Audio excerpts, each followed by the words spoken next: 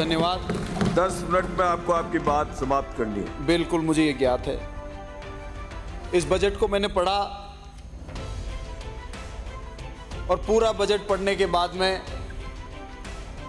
5 बिंदु मुझे लगा कि जिन 5 बिंदुओं के ऊपर ये 25 सरकार का बजट केंद्रित, वो 5 बिंदु मैं आपको इस सदन को बताना चाहता हूं कि इस बजट के 5 अर्थ।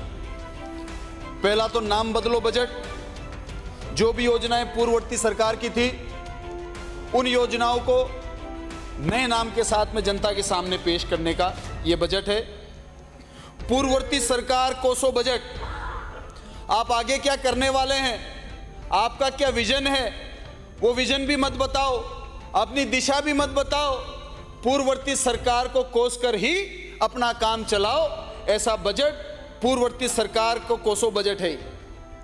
तीसरा, जो सरकार नहीं सहेगा राजस्थान कहकर इस राजस्थान के राज में आई, इस बजट से तो ये लगता है कि अब बेरोजगारी, महंगाई और अपराध सहेगा राजस्थान बजट हमारे बीच में आ चुका है। पक्षपात करने वाले इस बजट की, जो कि मैं बाद में आपको बिंदु बताऊंगा, भाजपा को वोट नहीं देने वालों के साथ बदला लेने वाला यह बजट माननीय मुख्यमंत्री और माननीय उप मुख्यमंत्री महोदय ने पेश किया है। आंकड़ों के साथ में जनता को गुमराह करने वाला बजट प्रदेश की जनता के सामने इस सरकार ने रखने का काम किया है। सबसे पहले मैं बात करूंगा, क्योंकि राजस्थान में बहुत बड़ी आबादी है जो किसानी करती है और बहुत बड़ी आबादी है जो किसानी के ऊपर आधारित। बार बार एमएसपी की बात होती है। देश के अंदर 700 किसानों ने एमएसपी के लिए शहादत दी। 125 रुपए प्रति क्विंटल एमएसपी बढ़ाकर वाहवाही लूटने वाली सरकार सदन में यह बता दे कि 2700 रुपए क्विंटल गेहूं खरीद की वादा करके 2400 रुपए क्विंटल में गेहूं की खरीद करी, और पूर्व में जहां 1.5 लाख से 2 लाख मैट्रिक टन एमएसपी के ऊपर खरीद होता था, अगर इस साल 10 लाख मैट्रिक टन भी खरीद हुआ हो तो यह सरकार इस सदन को बता दे। इसलिए मैं कह रहा हूं कि आंकड़ों के आधार पर जनता को गुमराह करने वाला बजट। दूसरा, माननीय मुख्यमंत्री जी की एक दिन प्रेस मीट हुई और उन्होंने कहा कि राजस्थान के किसानों को रात की बजाय दिन में बिजली देने की हम योजना बना रहे हैं। लेकिन इस बजट के अंदर ऐसा कोई प्रावधान हमको नजर नहीं आया कि जिसमें विशेष बजट या प्रावधान रखा हो कि किसानों को दिन में बिजली मिलने की जो व्यवस्था करेंगे। पूर्ववर्ती सरकार ने भी करी थी, लेकिन अभी ऐसा कोई बजट में प्रावधान है नहीं। ये वही सरकार है कि जिसने वीसीआर काटने के लिखित आदेश निकाले, जिले को संबोधित करते हुए कि फलाने जिले के अंदर दिसंबर महीने के अंदर वीसीआर भरो किसानों का, इस प्रकार का आदेश लिखित में निकाला। माननीय अध्यक्ष महोदय, शर्म ही नहीं आती, बीच बीच में बोलते हैं। कृषि कनेक्शन, अभी घरेलू कनेक्शन के लिए तो इस बजट के अंदर प्रावधान किया गया। अब वो कितने होंगे वो तो जब बजटीय वर्ष पूरा होगा तब पता लगेगा। लेकिन कृषि कनेक्शंस को, पुराने पेंडिंग जो हमारे कनेक्शंस हैं, उनको लगाने के लिए कोई बजट के अंदर प्रावधान नहीं है, कोई व्यवस्था नहीं है।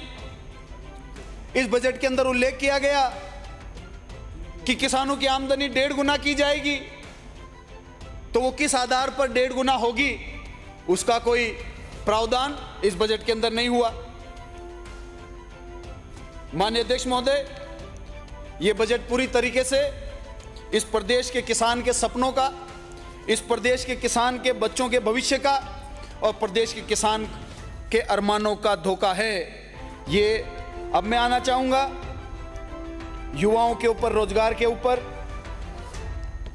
बहुत वाहवाही लूटी गई कि हम लोग 4 लाख सरकारी नौकरियां निकालेंगे, लेकिन उसमें यह तो बताइए कि पूर्ववर्ती सरकार ने जो नौकरियों की प्रक्रिया पूरी कर ली, क्या वो 4 लाख में इंक्लूडेड है?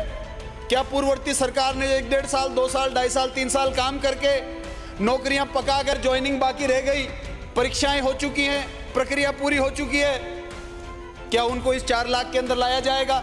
और मैं तो दावा कह रहा हूं, आज ये प्रथम सत्र है बजट का, अगर 4 लाख नौकरियां देंगे तो मान जाएंगे इनको। वो समय भी हमारे सामने बहुत दूर नहीं है। माननीय अध्यक्ष महोदय, बात में अपनी ही बात में विरोधाभास है। एक तरफ तो कह रहे हैं नौकरियां दे रहे हैं, दूसरी तरफ बिंदु 51 में सरकारी एवं निजी क्षेत्रों में स्किल अपग्रेड के साथ 10 लाख से अधिक रोजगार के अवसर उपलब्ध कराएंगे। रोजगार दोगे कि अवसर उपलब्ध कराओगे? अवसर तो उपलब्ध है, राजस्थान में हजारों इंडस्ट्रीज है, अवसर तो है, लेकिन रोजगार दिलाने में सरकार की क्या योजना है, सरकार का क्या रोल रहेगा, यह पेश करें। दूसरा पॉइंट संख्या 54 में, बिंदु संख्या 54 में 5 वर्षों में 50,000 से अधिक AVGC XR पॉलिसी लाई जाएगी, जिससे 50,000 से अधिक रोजगार के अवसर उपलब्ध हो सकेंगे।